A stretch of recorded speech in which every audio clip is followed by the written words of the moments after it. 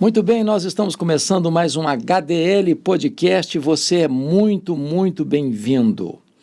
Hoje eu quero tratar de um assunto palpitante que está aí na pauta, na agenda das igrejas, das nações, que é a questão dessas guerras que têm explodido aí, Irã, Israel, intervenção dos Estados Unidos, a invasão da Rússia à Ucrânia, muita gente dizendo que é o fim, que essa é a última geração.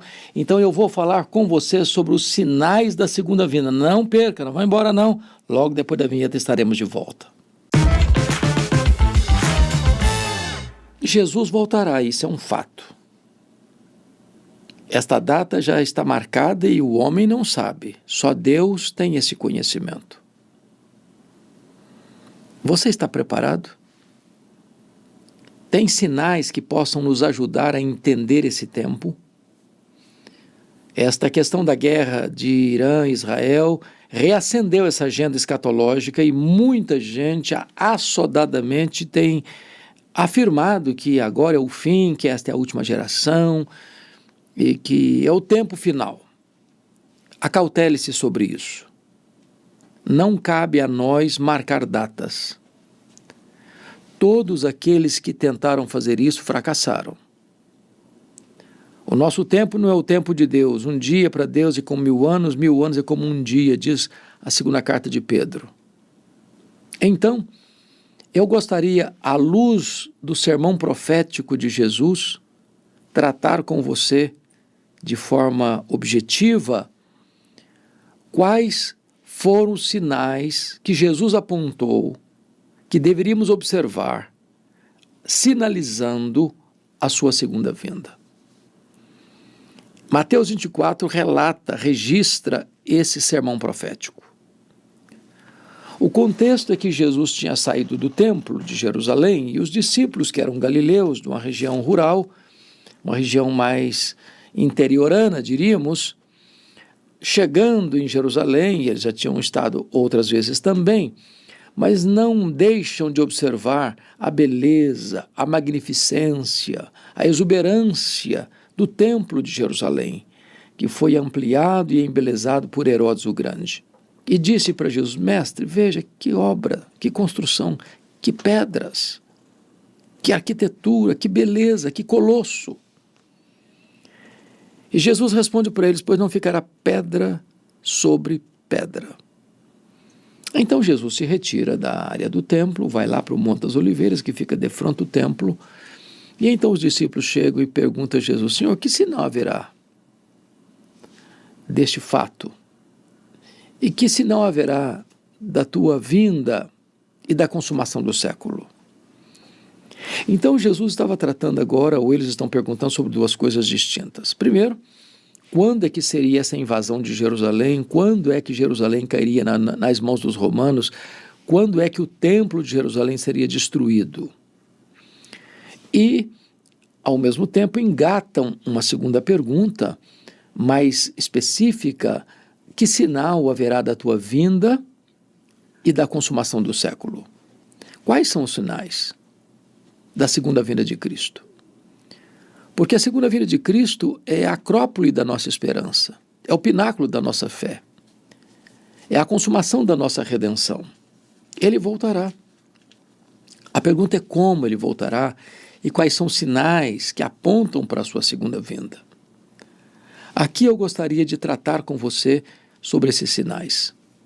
Então, Mateus 24 vai nos informar no verso 4 assim: e ele lhes respondeu: vede que ninguém vos engane.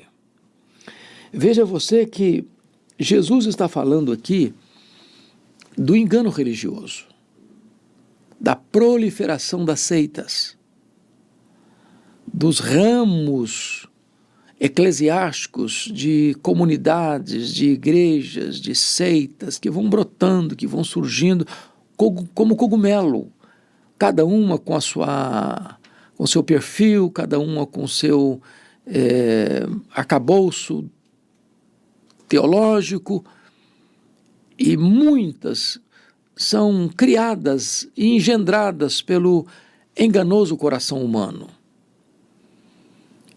Só no Brasil são registrados mais de 104 mil CNPJs de igrejas. É claro que nós temos dentre elas igrejas saudáveis, igrejas bíblicas, igrejas que são agências do reino, igrejas que pregam a palavra, igrejas que servem a Cristo, igrejas que amam o próximo, igrejas que estão alinhadas com as Escrituras. Mas há aquelas que também, como lá diz a Escritura, são doutrinas de demônios para enganar, para atrair, para confundir, para levar as pessoas à ruína e à perdição. O Senhor alertou para o fato de que haveria falsos cristos, né? Falsos cristos, falsos profetas, versículo 24, porque surgirão falsos cristos e falsos profetas, operando grandes sinais e prodígios para enganar, se possível, os próprios eleitos. Ou seja, tem muita gente que acha que tem milagre, é Deus que fez, todo milagre é operado por Deus. E aqui a Bíblia está dizendo que tem milagres dos falsos cristos, dos falsos profetas, que vão fazer coisas espetaculosas, extraordinárias, que nós não vamos conseguir explicar, mas são milagres e sinais para enganar, para confundir. Então não pense você que o fato de ter milagre é de Deus, não. É possível que falsos cristos e falsos profetas estejam operando esses grandes prodígios e sinais para enganar as pessoas, para induzi-las ao erro, para explorá-las como lobo que devora as ovelhas. Então, esse é o primeiro sinal, é o sinal do engano religioso. O segundo sinal está no versículo 6, e Jesus diz assim: certamente ouvireis falar de guerras e rumores de guerras. E ele ainda fala que se levantarão nação contra nação, reino contra reino. É um mundo em ebulição. É um mundo que parece mais um barril de pólvora. É um mundo que está prestes a explodir. As nações vivem em conflito, os reinos vivem em conflito. Conflitos de interesse econômico, político, ideológico. Só no século passado, o mundo foi massacrado por 2 sangrentas guerras mundiais. Na primeira, 1914-1918, foram 30 milhões de pessoas mortas. Na Segunda Guerra, 1939 a 1945, foram 60 milhões de pessoas mortas. Os regimes de opressão, totalitários, comunistas, massacraram, mataram milhões e milhões de pessoas. As guerras são sangrentas. Hoje falamos de paz, mas investimos na guerra. A paz que existe é uma paz postiça. É a paz do medo. Porque você tem blocos, 2 blocos que dominam o mundo, de um lado e do outro tem bombas atômicas, tem armas nucleares, tem poder bélico para destruir o planeta, como já dizia Mikhail Gorbachev em 1985, que o arsenal que já tinha naquele tempo daria para destruir o planeta 27 vezes, e que numa terceira guerra mundial não haveria nem vencedores e nem vencidos. O fato das guerras se multiplicarem, o fato do mundo estar vivendo em pânico, em desespero, o fato de nós estarmos aí pisando em ovos, na iminência talvez de um ataque nuclear, se houver qualquer loucura, é possível que se acione alguns botões, isso dispare uma destruição em massa, que vai reverberar na destruição da raça humana. Jesus alertou para isso. Isso não é uma utopia, isso é uma realidade, hoje, apontando-nos para a breve volta do Senhor Jesus. Mas há um terceiro sinal que Jesus menciona no verso 7, haverá fomes e terremotos em vários lugares. Talvez a fome, ou as fomes, sejam um efeito colateral das guerras. Onde tem guerra, tem miséria, tem destruição. Você gasta milhões e milhões de dólares para construir e numa única bomba destrói tudo. E às vezes destrói a casa que a pessoa tinha para morar, e destrói tudo que tem dentro dessa casa e a pessoa fica desamparada, sem casa, sem provisão. E isso vai desaguar em quê? numa terrível crise econômica. Isso vai desestabilizar famílias, isso vai enfraquecer o orçamento das cidades, isso vai gerar uma pobreza, o desemprego, e tudo isso reflete na questão das fomes. Aliás, as fomes não são falta de provisão no mundo, mas má distribuição das riquezas ou da provisão. Enquanto uns morrem de comer, outros morrem de fome. Ainda hoje, quantas pessoas que vão para o seu leito com o estômago roncando de fome? Quantas pessoas vivendo abaixo da linha da pobreza, em extrema miséria? Quantas pessoas que catam no lixo aquilo que vão empanturrar o estômago, mesmo cheio, mas sem qualquer nutrientes necessários para uma saúde, para uma vida saudável. Então essa é a realidade hoje. Num mundo de mais de 8 bilhões de habitantes, as fomes estão por aí. Mas os terremotos também. Multiplicam-se terremotos. A terra está tremendo, a terra está bêbada, a terra está embriagada. Os abalos sísmicos provocam desastres terríveis, colossais, prédios, pontes, estruturas, casas, cidades inteiras devastados pelos terremotos. Nós temos que estar com os olhos abertos, atentos a esses eloquentes sinais que Jesus apontou, que seriam sinais que apontariam para a sua segunda vinda. Mas ainda, versículo 12, versículo 9, é a perseguição religiosa. Então sereis atribulados e vos matarão, sereis odiados de todas as nações por causa do meu nome. Veja você que a perseguição é generalizada. Aliás, o apóstolo Paulo já tinha dito, quem quiser viver piedosamente em Cristo vai ser perseguido. O mundo odeia a igreja. O evangelho está na contramão dos valores do mundo. A igreja é uma contracultura. Então, onde chega a luz, as trevas são incomodadas.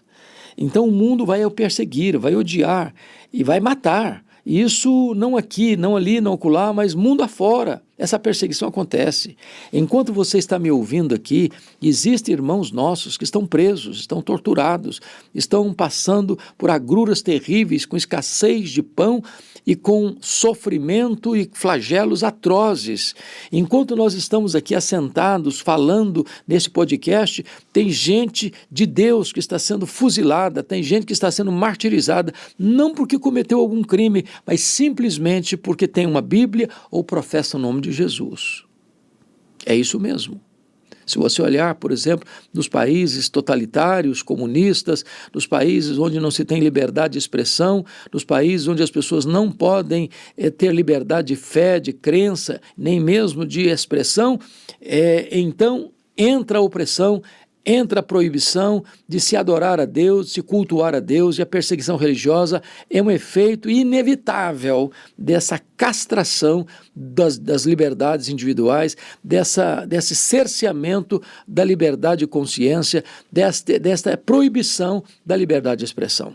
Isso é um sinal da segunda vinda de Cristo. A perseguição religiosa virá nesse pacote, necessariamente.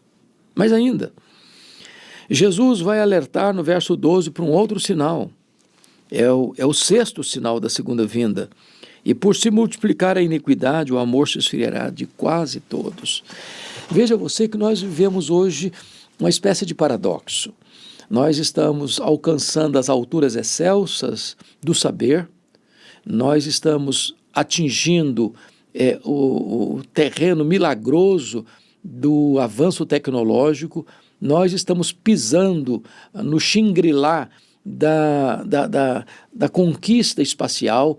Nós vivemos hoje um desenvolvimento sem precedentes da tecnologia, da comunicação, do deslocamento. Estamos aí pasmos de ver o avanço científico. Nós somos um gigante na ciência, mas ao mesmo tempo nós somos um nanico na vida moral. Na medida em que o mundo avança cientificamente, ele retrocede moralmente. Os valores estão carcomidos, destruídos, arruinados. Muitas universidades, mormente as universidades federais, estão tomadas hoje de estudantes que fazem do campus universitário um lugar de consumo de drogas, de promiscuidade sexual, de propagandas ideológicas. E estamos vendo a deterioração dos princípios e dos valores da família, da pátria, da liberdade. Nós vivemos um caos moral, um colapso moral. Não só da tolerância ao erro, mas numa inversão de valores. O certo virou errado, o errado virou certo. Aplaude-se aquilo que deveria se ter vergonha e tem-se vergonha daquilo que deveria ser aplaudido. Nós estamos vivendo esse tempo numa sociedade pelo avesso, onde a opressão não vem do submundo do crime, mas até mesmo de instituições tão respeitadas outrora. Então, essa degradação dos valores, onde se criam leis para privilegiar o errado e para oprimir o certo, onde tantas vezes o inocente é o culpado é o inocente, nessa sociedade onde os pilares, os marcos são arrancados, e a Bíblia diz, ora, destruídos os fundamentos, o que poderá fazer o justo? Parece que vão se esvaziando o povo de esperança, desassistindo o povo de esperança. E essa é a realidade que Jesus narrou, contou, mencionou no sermão profético, e esse é o diagnóstico da sociedade hoje. O amor se esfriando. Você tem medo de andar na rua, medo de assalto, medo de sequestro, medo de arrombamento, medo de bala perdida. Nós não temos mais segurança. O crime é organizado. A sociedade está desorganizada, mas o crime não. Então, a estrutura da iniquidade está aí com seus tentáculos enfiados na sociedade.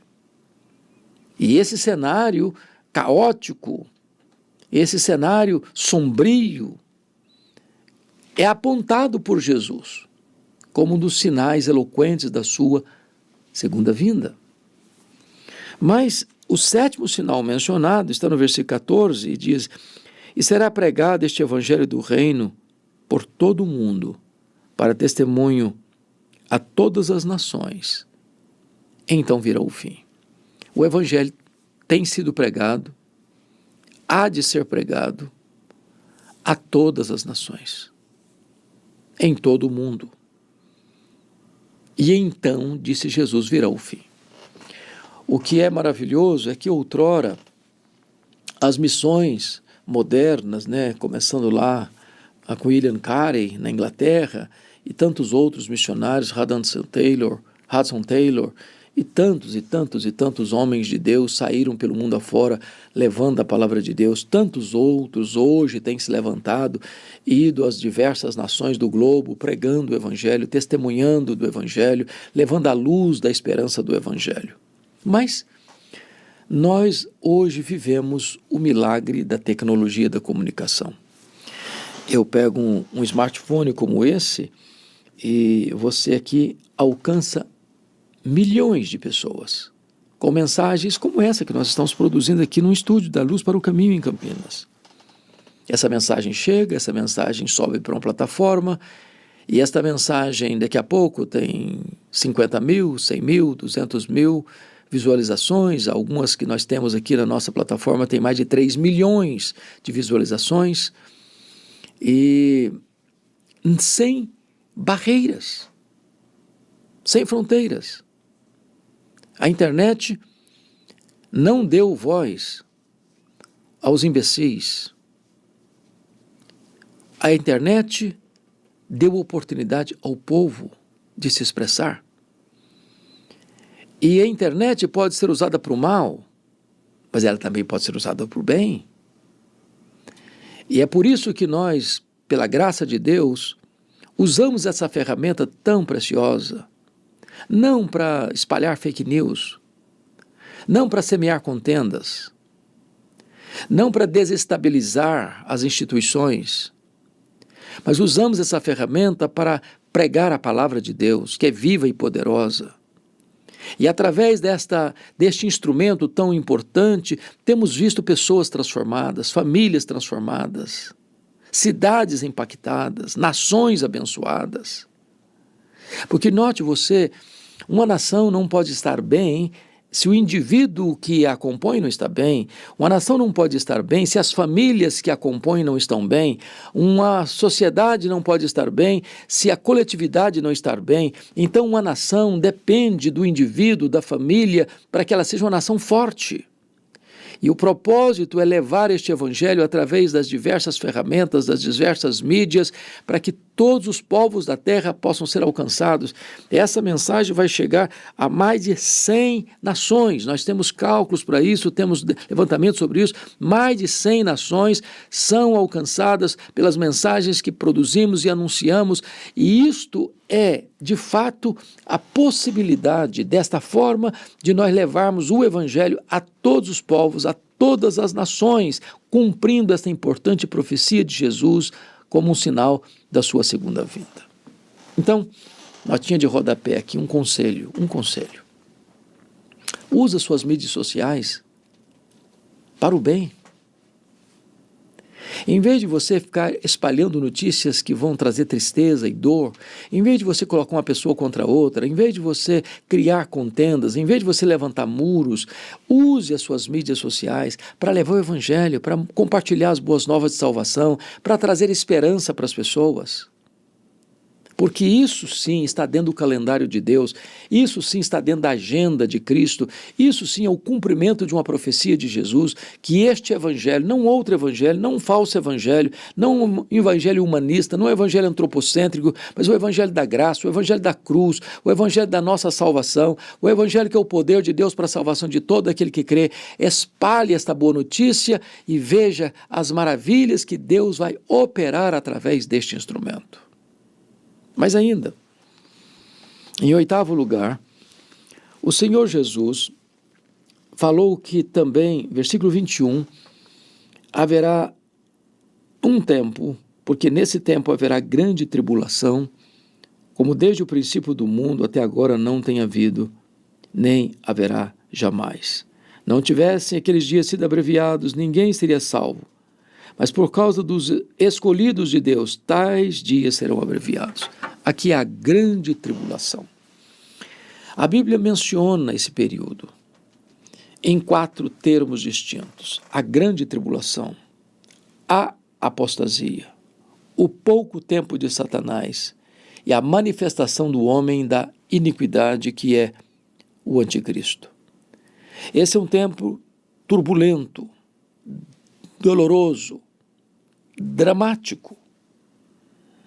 É uma perseguição terrível, é uma tribulação imensa, é uma angústia sem paralelos, é uma tribulação que não pode encontrar um outro adjetivo para caracterizar senão a grande tribulação. Haverá grande tribulação. A igreja de Cristo, gente, é martírica. Ela sempre enfrentou a luta. Lá desde o seu nascedouro. A igreja começou em Jerusalém, no derramamento do Espírito Santo, dentro dessa questão da perspectiva neotestamentária, e o Sinédrio perseguiu. Depois os imperadores romanos perseguiu a igreja primitiva. E ao longo da história, a igreja tem sido perseguida. Quando ela não foi perseguida? Sempre.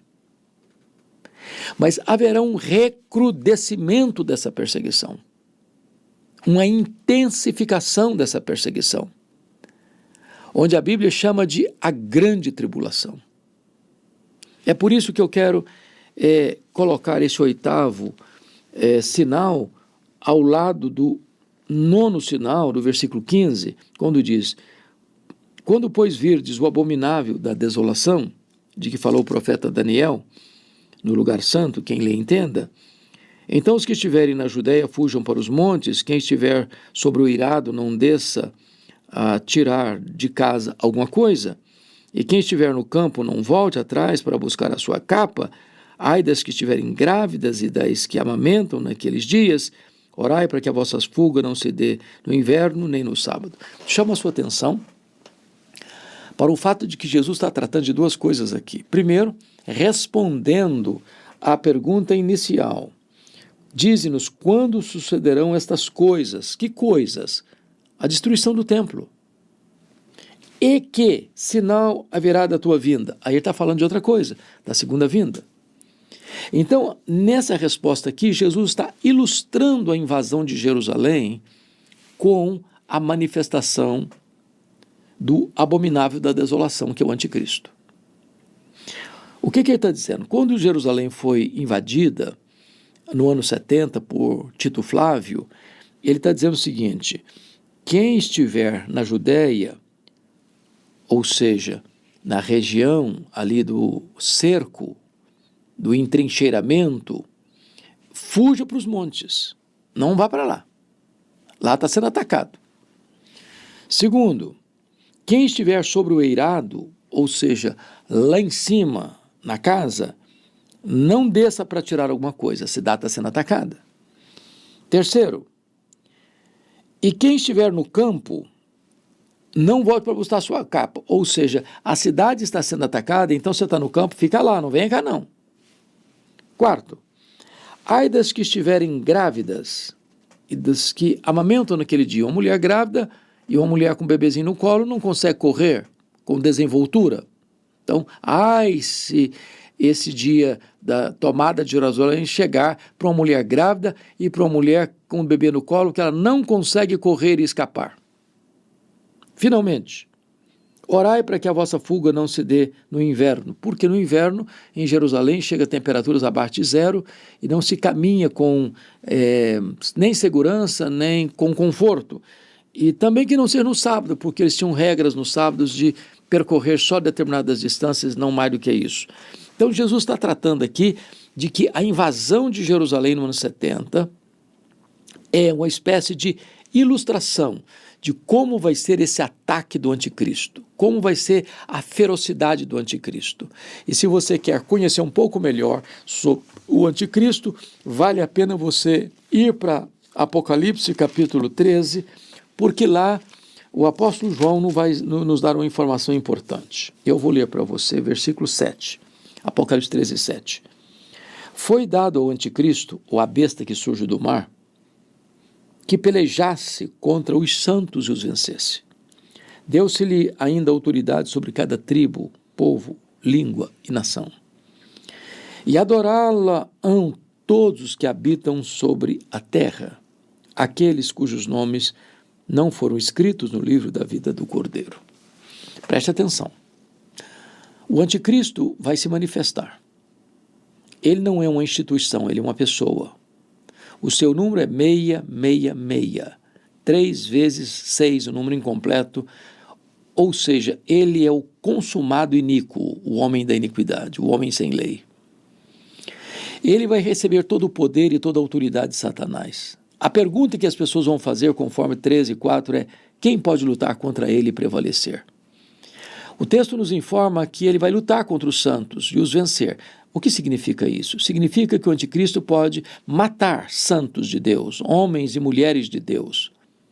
Mas os homens de Deus, as mulheres de Deus, vão vencer ao mesmo tempo o diabo e o anticristo, porque eles, mesmo em face da morte, não amaram a própria vida e, portanto, o venceram com o sangue do Cordeiro e a palavra do testemunho. Ou seja, ele prefere morrer pela sua fé a negar a sua fé. E quando um crente morre pela sua fé, parece que quem está tirando a sua vida está vencendo. Mas não, quem está vencendo é o cristão. É o cristão.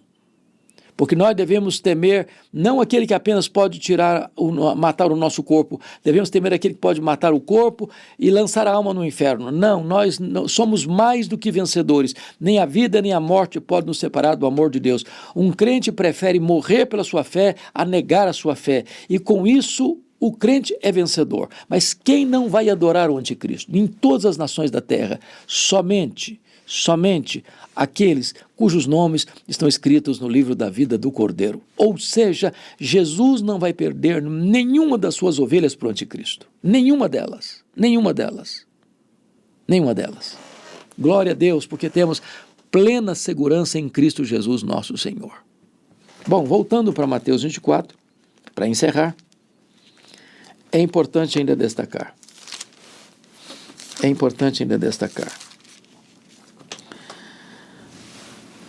E a pergunta agora é: como é que ele vai voltar? E o versículo 27 vai nos responder.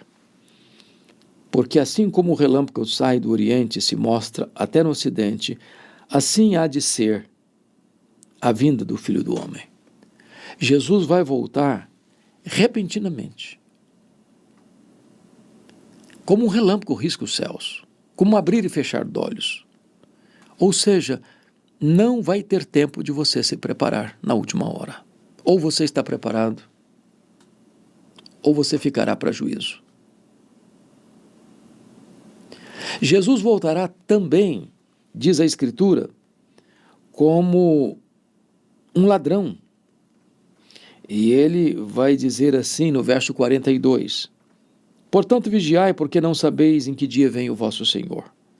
Mas considerai isto, se o pai de família soubesse a que hora viria o ladrão, vigiaria e não deixaria que fosse arrombada a sua casa.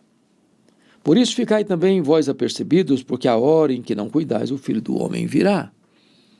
Ou seja, se a segunda vinda vai ser repentina, ela vai ser também inesperada. Não vai ser um dia óbvio. Jesus ilustra isso no verso de número 37. Pois assim como foi nos dias de Noé, também será a vinda do Filho do Homem. Porquanto assim como nos dias anteriores ao dilúvio comiam e bebiam, casavam e davam-se em casamento até o dia em que Noé entrou na arca. E não o perceberam, senão quando veio o dilúvio e os levou a todos, assim será também a vinda do Filho do Homem. Ou seja, a sociedade vai estar na sua dinâmica, correndo para lá, correndo para cá, comprando, vendendo, ganhando, perdendo, casando, descasando. A sociedade vai estar em movimento. Quando Jesus vem e apanha de surpresa. Nós não somos como os filhos das trevas, nós somos como filhos da luz. E nós estamos aguardando e apressando o dia da vinda do Senhor. Nós estamos clamando, Maranata, ora vem, Senhor Jesus. Jesus voltará então inesperadamente e repentinamente. Ele virá ainda visivelmente, lá em Apocalipse 1, versículo 7, diz, todo olho verá até quantos o traspassaram.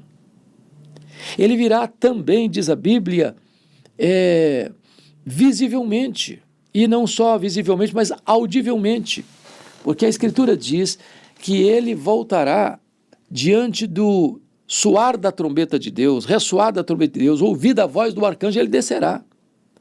Portanto, ele voltará não só visível, mas audivelmente, todos vão ouvir o alarido, o sonido da trombeta de Deus, quando ele descer dos céus para buscar a sua igreja.